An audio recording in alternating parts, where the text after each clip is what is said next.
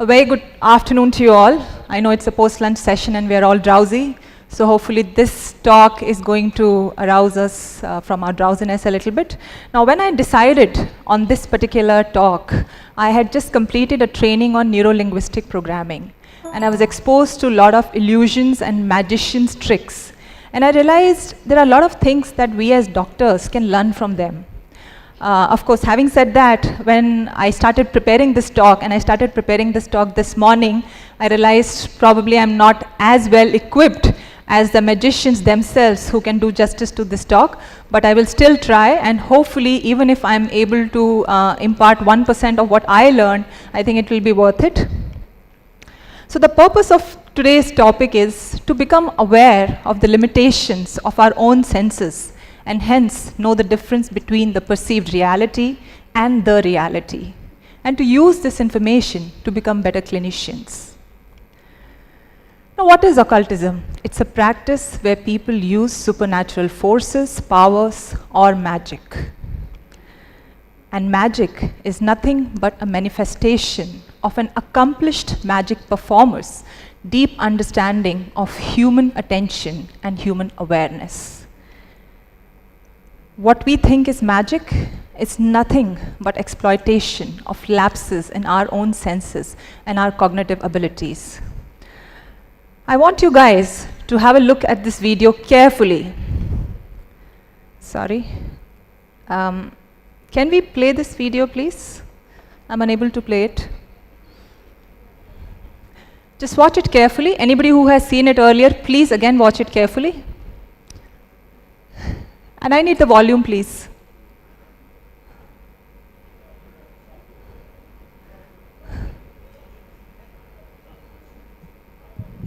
Tell me your whereabouts at precisely... No, can you play it from the beginning? Otherwise, they'll miss the whole point. Please, can you play it from the beginning? I was polishing the brass in the master bedroom. Clearly, somebody in this room murdered Lord Smythe, who, at precisely 3:34 this afternoon, was brutally bludgeoned to death with a blunt instrument. I want each of you to tell me your whereabouts at precisely the time that this dastardly deed took place. I was polishing the brass in the master bedroom. I was buttering his lordship's scones below stairs, sir. I was planting my petunias in the potting shed. Constable, arrest Lady Smythe. But how did you know? Madam, as any horticulturist will tell you, one does not plant petunias until May is out. Take her away. It's just a matter of observation. The real question is, how observant were you?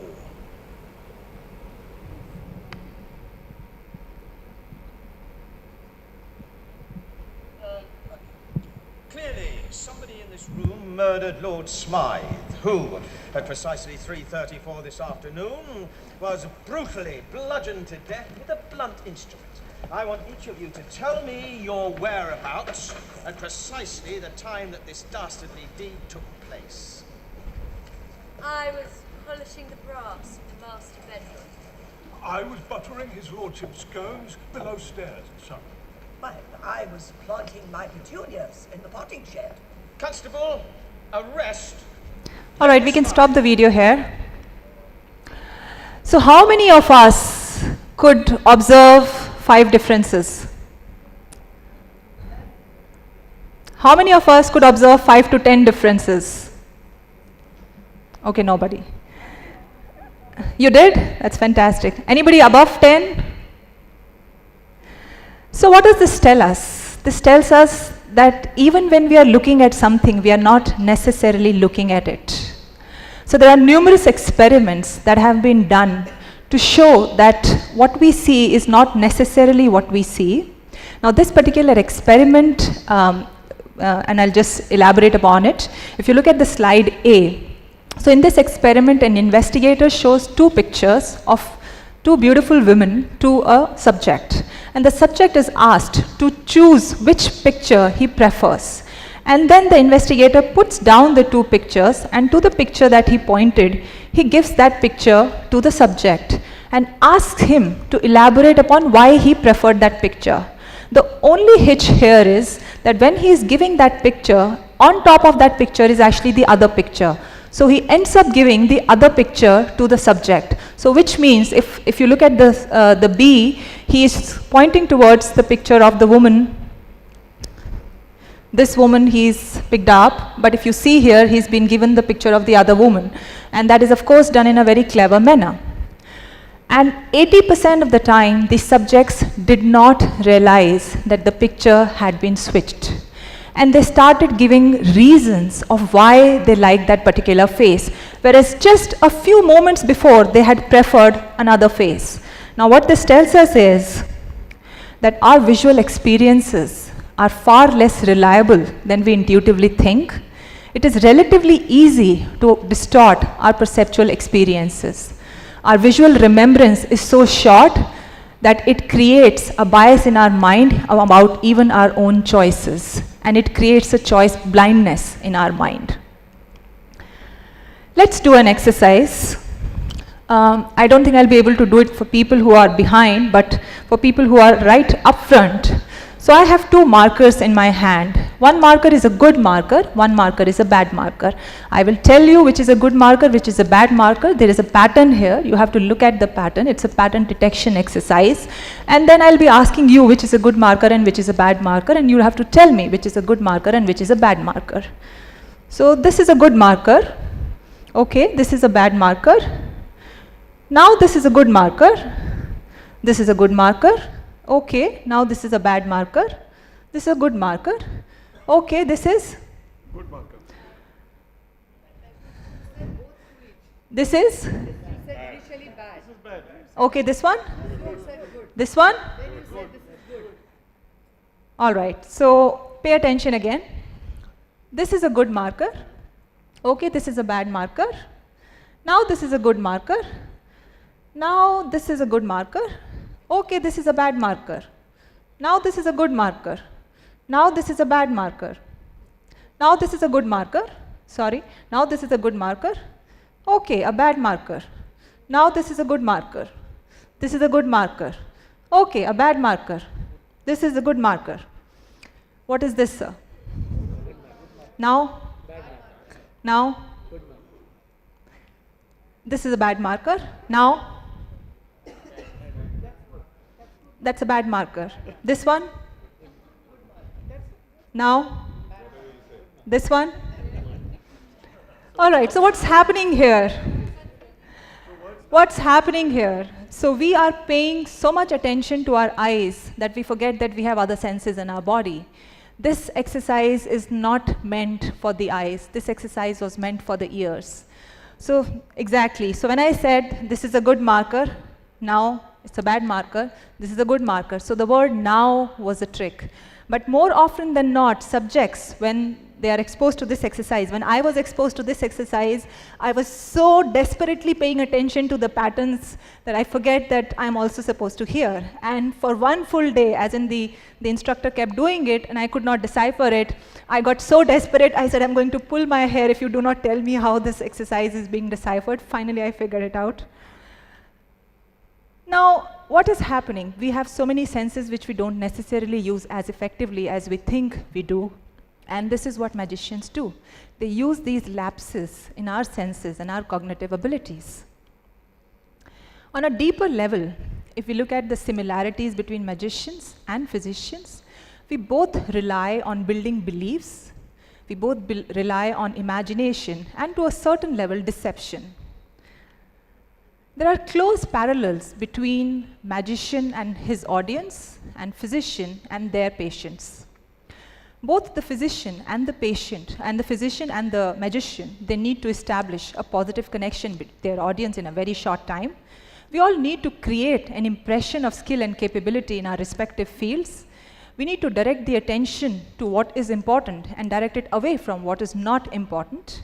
We need to understand how to transform confrontational and disrespectful attitudes. And another useful trait in both the professions is likability. So there are so many close parallels between these two professions. So naturally, there are a lot of things that we can learn from magicians. Now, I'm sure all of you must have seen the trick of a vanishing ball, where the magician he throws the ball and suddenly the ball disappears. Now what exactly is happening? We all know that ball does not disappear in the thin air. It cannot defy the gravity rules. So what exactly is happening? We believe that we are looking at the ball, whereas it has been found in numerous studies that more often than not, we are actually looking at the magician's face. And we see what our mind believes. It's just a minute more. And we see what our mind believes. So when we think the ball has actually disappeared, the ball actually never left the magician's hand. So this is true for not just the magic, this is true for what we believe the world to be. It is based on our perceptions rather than what the real reality of the world is. And this is something that we can use in our practice. Magicians use their eyes, their body language, their movements, voice, etc. to direct the spectator's attention from a particular area. Similarly, we can use verbal content and certain techniques, for example, looking at our watch, closing our arms, or adopting a particular posture or a particular tone. We can actually create certain impressions in the patient's mind. We are obviously not as skilled performers as magicians are. Magicians can quickly size up their audience and they can adjust their posture, their body language, etc.